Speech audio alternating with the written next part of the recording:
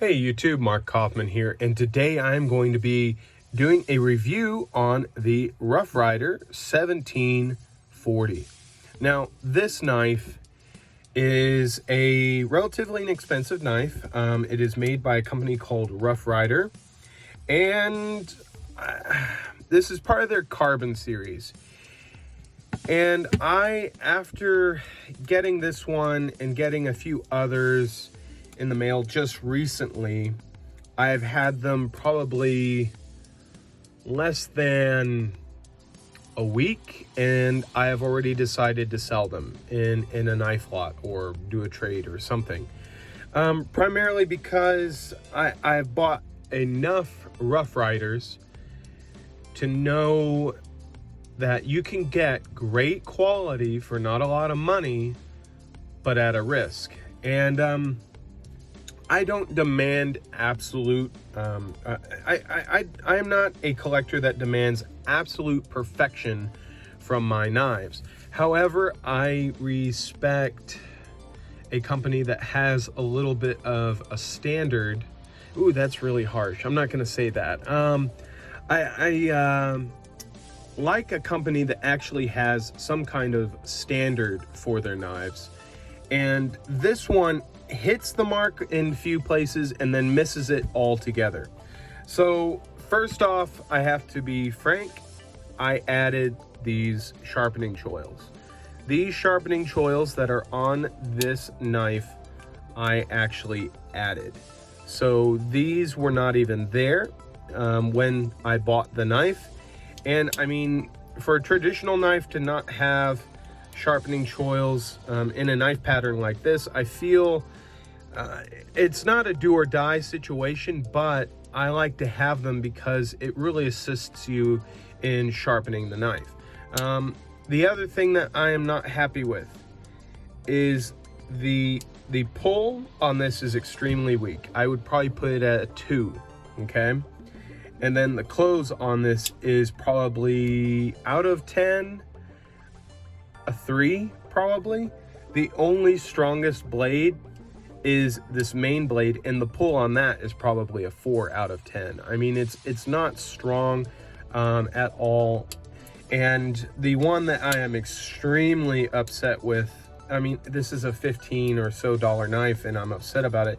I mean, it's just, I'm probably not going to be buying Ryders anytime soon after these. So this one here, this spring is so light that in use, when I use a spade blade, I usually use that as my box cutting, a box opening blade.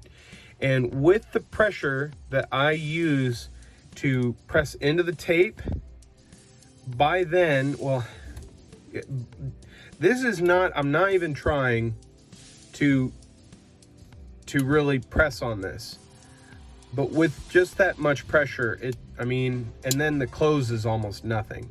The close on this is probably out of 10 a 0.5. I mean, it is so easy to close this, and opening is probably a 1. I mean, that is really how weak it is. I don't know, you know, it's just not speaking well to the quality of the springs here. Now, there's not very many gaps in the back. I mean, actually, I'm very happy with the back on this. This looks great, looks good, it's well finished. There are no real gaps for the handles. No problems with the handles. I mean, even the bolsters, there are no gaps.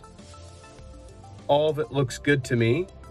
I mean, it all looks great, except when it comes to the use of the blades. Now, of course, you can use, you know, the kick, you know, but on the rest of these blades, the spring is so weak that even just touching them,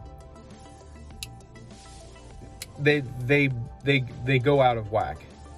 Now, I could send this one in, but for $15 or so that I paid, I think it's $15 or maybe $17 for what I paid, it's simply not worth it. It is simply not worth it to me. Let's look at a knife that I've been carrying quite regularly as of late, and I keep it in my Yellow Birch Outfitters wallet or pocket organizer. And let me get this thing out of here. I keep it in this slip. This is the Rough Ryder 34OT. I think it is the 34OT. All right, now granted, this is a knife that is no longer made and was made in the USA at the time.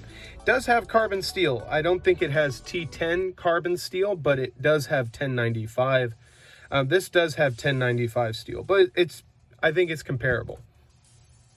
The springs on these, yes, they flex, but do you see how that pops back into place? It just wants to pop back into place. Even this one here. I mean, I press on it and it goes back into place. It doesn't just sit like that. So, I mean, yes, this knife is older. The quality is probably even better, but on this spade blade, this is probably the strongest spring on here, and I am really, really trying. I mean, the close on this is probably an 8 on that, and you can really hear the snap.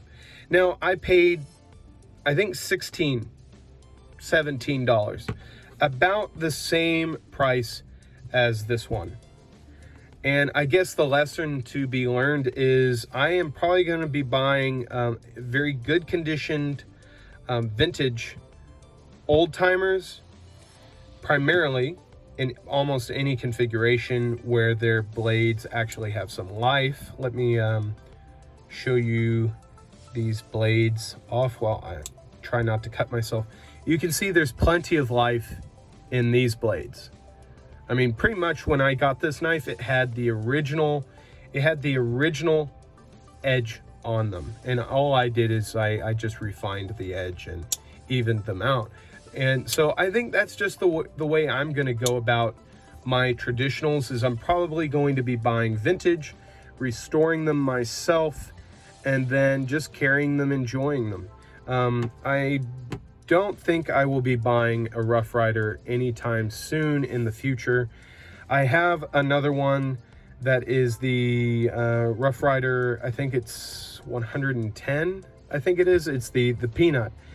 And that one too disappointed me. I have that review already filmed and done, but I think I'm done with Rough Ryder. It's not a huge revelation. I mean, their quality control is good, but it's not incredible. And for the money, I don't expect GEC quality, but I have gotten knives from them that they have incredible quality to them. And the springs are great and everything. It's just with this one, I really wanted to buy this because it was for work. I wanted to be able to have a knife that had multiple blades, one that I could probably eat my lunch with, another one that could cut up boxes, and then another one as a scraping tool. And this just didn't fit the bill after all the use. So it's unfortunate that I have to do a bad review or even a bad discussion regarding a knife. I hate to do it, but I want to keep my channel as honest as possible. And if I'm upset or disappointed with a knife that I buy, I'm going to discuss it. And I know that a few people are just now getting into these that are a few buddies of mine, and I hope they're having the best of fun with theirs and their quality is good. But going forward, I probably am not going to be buying any more Rough Ryders. So that is it. That is the Rough Ryder 1740, and it is already sold. I already sold this one. Did I mention that? No, I think I said I'm going to put it in a lot.